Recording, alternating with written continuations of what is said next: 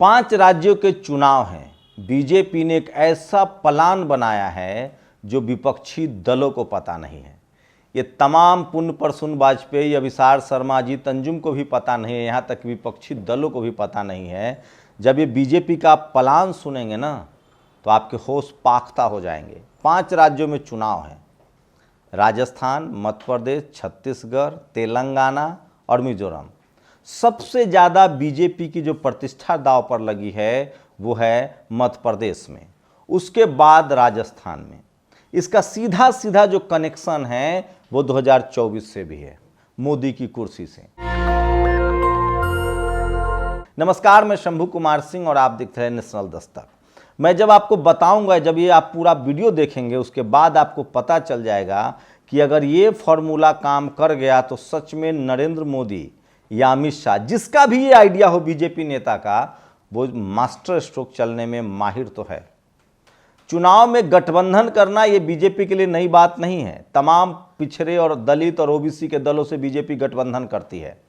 कांग्रेस से ज़्यादा सलाहियत कांग्रेस के जो सवर्ण नेता हैं वो गठबंधन के पक्ष में नहीं होते हैं।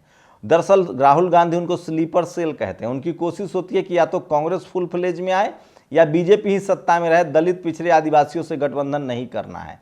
लेकिन बीजेपी इस मामले में अलग है। बीजेपी की कोशिश होती है, मान लीजिए राजस्थान में 200 सीट है तो बीजेपी कोशिश करती है कि 150 सीट हम जीत लेंगे, 50 सीटें हम SC ST OBC दलों को दे देंगे। कांग्रेस से नहीं करती है। बीजेपी, सोचिए, बीजेपी जैसी पार्टी राजस्थान में गठबंधन कर सकती है, बिहार में गठबंधन करती है दलितों से। उनके पास 2 दलित नेता हैं, चाहे वो आपको बता दें कि चिराग पासवान हो या पशुपति कुमार पारस हो। ओबीसी नेता हैं उपेंद्र कुशवाहा।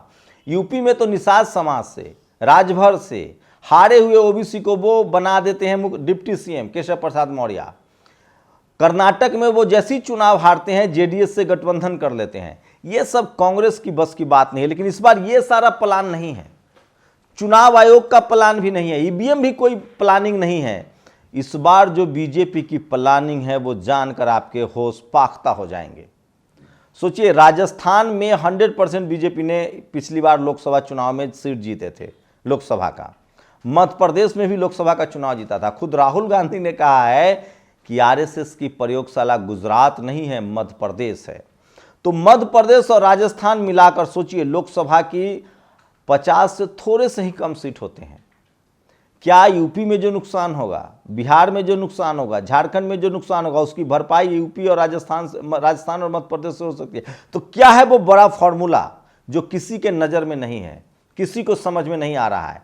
सारे चैनल, सारे सोशल मीडिया के दिग्गज क्या खबर चला रहे हैं कि बीजेपी ने सांसदों को टिकट दिया है, बीजेपी सांसदों को मैदान में उतार रही है, बीजेपी डर गई है, बीजेपी के पास कोई प्लान नहीं है, बीजेपी ने हार मान लिया है। सोचिए, कोई सांसद, कैबिनेट मिनिस्टर को डिमोशन करके वहां विधायक लड़ाया जा रहा है। लेकिन इसके पीछे की आप जब प्लानिंग जानेंगे तो दांतों तले उंगली दबा लेंगे।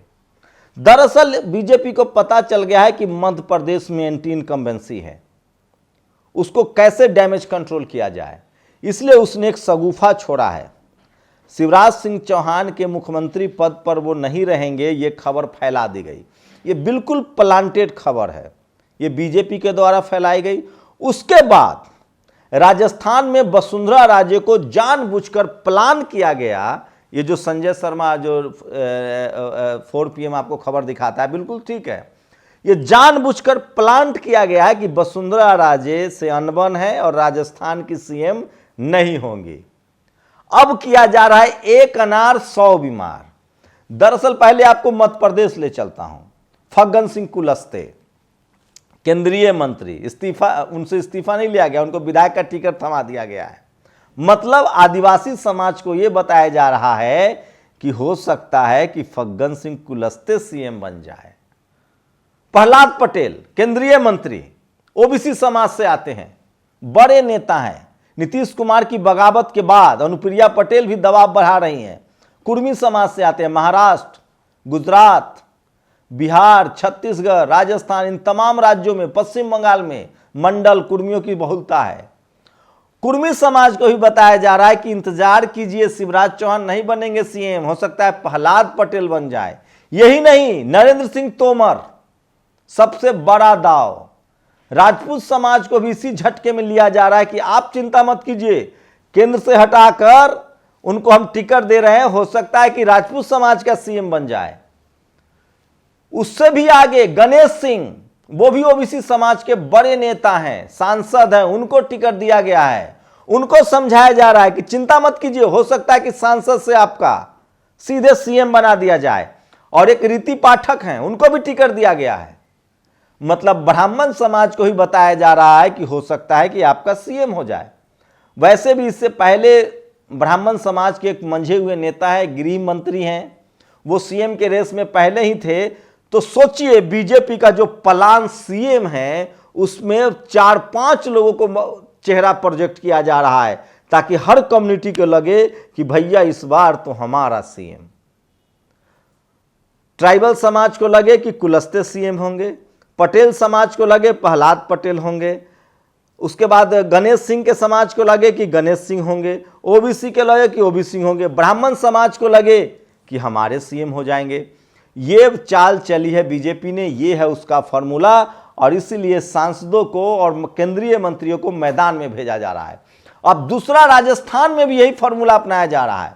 राजस्थान में हो सकता है इस बार इतिहास पलट जाए। राजस्थान में कभी कांग्रेस कभी बीजेपी आती है, लेकिन इस बार राजस्थान में भी यही फॉर्मूला अपनाया जा रहा है।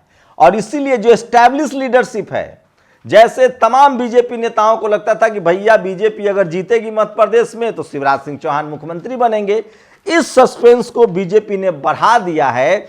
और एससी एसटी ओबीसी यहां तक कि ट्राइबल कम्युनिटी से सब लोगों को यह थमा दिया गया है कि हो सकता है आपका सीएम हो, बीजेपी को बनने तो दीजिए।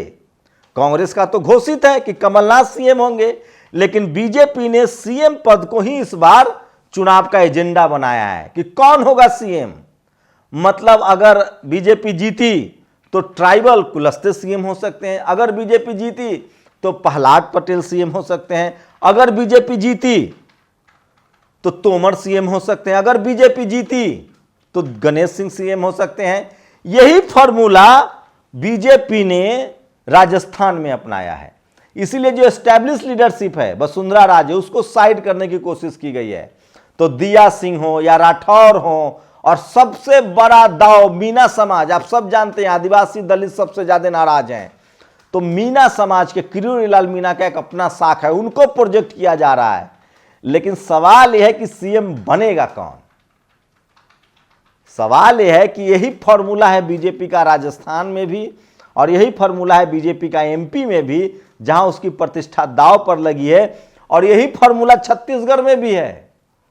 कांग्रेस का तीनों जगह क्लियर सीएम कैंडिडेट है। राजस्थान में गहलोत होंगे या सचिन पायलट होंगे, कोई नया चेहरा आएगा नहीं। छत्तीसगढ़ में भूपेश बघेल होंगे। तो बीजेपी अपने बड़े नेताओं को इसलिए टिकट दे रही है कि उनको सस्पेंस में रखा जाए कि सीएम कौन होगा, और हर कम्युनिटी अपने समाज का सीएम चाहती है। और 5-5 बड़ी कम्युनिटियों के सीएम के दावेदार को उतारा गया है, ताकि जो वोट दे दे सारे लोग चुनाव जीत के आ जाएं, उसके बाद सीएम तय होगा। राजस्थान में भी यही कार्ड खेला जा रहा है। लेकिन सवाल है कि मैं बताऊंगा सीएम कौन होगा। यूपी याद है, बीजेपी अपने सबसे बुरे दौर से निकलने की कोशिश कर रही थी, और उसने एक ओबीसी को अपना चेहरा बनाया, चुनाव जीत गई, उसके बाद योगी आदित्यनाथ सीएम हो गए। हो सकता है कि ऐसा हो। मध्य प्रदेश और राजस्थान दोनों ऐसे राज्य में जहां लंबे समय से ओबीसी सीएम रहे हैं, सवर्ण सीएम भी हो सकते हैं। तो यह है बीजेपी का मास्टर स्ट्रोक, यह है बीजेपी का सीएम फॉर्मूला, जिसको अब तक न तो विपक्षी दल न कोई सवर्ण पत्रकार इस बात को डिकोड कर पाया। आप लोग अपनी प्रतिक्रिया दीजिए। सांसदों को इसलिए नहीं उतारा जा रहा है, खुद सांसदों को कहा गया होगा, कैबिनेट मिनिस्टर को कहा गया होगा कि क्या पता आप सीएम बन जाए। आप लोग बताइए, इस फॉर्मूले का कांग्रेस के पास कोई काट है? वहीं दूसरी तरफ राजस्थान, छत्तीसगढ़, मध्य प्रदेश में कांग्रेस जो है गठबंधन नहीं कर रही है, अकेले दम भर रही है। हो सकता है कि आज़ाद समाज पार्टी हो या आम आदमी पार्टी हो, अखिलेश यादव हो या बीएसपी हो, कोई ज़्यादा नुकसान न कर दे। तो 2024 से पहले जो 5 राज्यों का जो विधानसभा चुनाव है, मैं फिर एक बार दोहरा रहा हूँ, मैंने पहले भी कहा था, अगर इन 5 विधानसभा राज्यों में कांग्रेस हार जाती है, 2 राज्य भी, तो हो सकता है कि 2024 का चुनाव इंडिया गठबंधन जीत जाए, कांग्रेस का कुछ ईगो कम हो और उसको लगे कि बिना गठबंधन काम नहीं चलेगा। अभी भी मुझे लगता है कि देश के तमाम राज्यों में अगर इंडिया गठबंधन को शानदार करना है तो उसको दलित लीडरशिप को आगे लेना पड़ेगा, ओबीसी लीडरशिप को लेना पड़ेगा, चाहे वो बीएसपी हो, चाहे वो चंद्रशेखर हो, चाहे वो हनुमान बेनीवाल हो, चाहे मध्य प्रदेश में जैस हो या ओबीसी महासभा हो। अगर एससी एसटी ओबीसी को छोटे छोटे चंक को अगर नहीं लेती है कांग्रेस तो पूरा मामला खटाई में पड़ सकता है। आप लोग की क्या प्रतिक्रिया, अपनी प्रतिक्रिया जरूर दीजिए। शुक्रिया। नेशनल दस्तक की आपसे गुजारिश है कि अगर इसको बचाना चाहते हैं तो नेशनल दस्तक को सब्सक्राइब करने के लिए रेड कलर के सब्सक्राइब बटन को दबाएं, फिर बेल आइकन की घंटी दबाएं। नेशनल दस्तक को बचाने के लिए बहुत जरूरी है कि हर खबर को शेयर करें, लाइक करें, कमेंट जरूर करें।